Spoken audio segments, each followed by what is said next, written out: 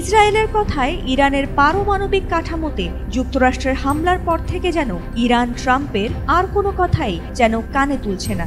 এমনকি ট্রাম্পের দেয়া যুদ্ধবিরতিতেও সম্মতি দেয়নি আয়াতুল্লাহ খামেনির ইরান।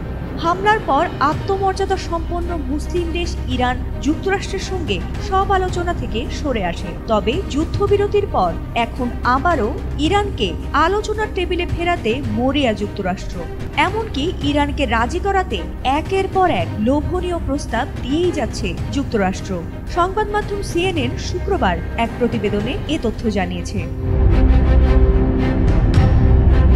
যুক্তরাষ্ট্র ইরানকে প্রস্তাব দিয়েছে, যদি তারা নিজেরা পরমাণু সমৃদ্ধ না করে ট্রাম্পের সঙ্গে আলোচনায় বসে, তাহলে তাদের বেসামরিক কাজের জন্য পারমাণবিক কার্যক্রম চালাতে অন্তত $30 বিলিয়ন ব্যবস্থা করে দেবে যুক্তরাষ্ট্র। তার সঙ্গে সব নিষেধাজ্ঞায় ছাড় দেবে এবং বিশ্বের বিভিন্ন ব্যাংকে ইরানের যে $6 বিলিয়ন জব্দ করে রাখা হয়েছে সেগুলো ছেড়ে দেওয়ার ব্যবস্থা করবে। অন্যদিকে ইরান বরাবরই জানিয়ে আসছে যে বেসামরিক কাজের জন্যই বরং তাদের এ উপাদান লাগবে। যুক্তরাষ্ট্র এর বিকল্প হিসেবে বলেছে তারা ইরানকে $20 থেকে $30 বিলিয়ন বিনিয়োগ ব্যবস্থা করে দেবে, যার মাধ্যমে সমৃদ্ধকরণ ছাড়া সাধারণভাবে পারমাণবিক কর্মসূচি চালাতে পারবে তেহরান।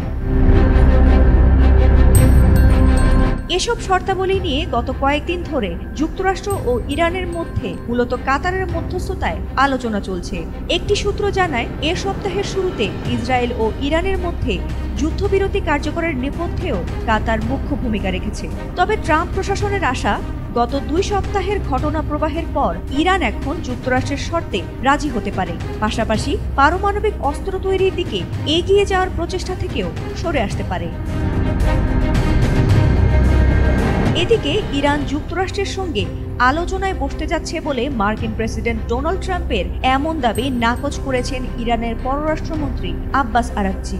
বৃহস্পতিবার রাষ্ট্রীয় টেলিভিশনে এক সাক্ষাৎকারে পররাষ্ট্রমন্ত্রী বলেন, ইরানের যুক্তরাষ্ট্রের সঙ্গে বৈঠকের কোনো পরিকল্পনা নেই। আরাকচি জানিয়েছেন, যুক্তরাষ্ট্র নিজের স্বার্থে এই আলোচনায় বসতে চাচ্ছে কিনা তা মূল্যায়ন করছে তেহরান।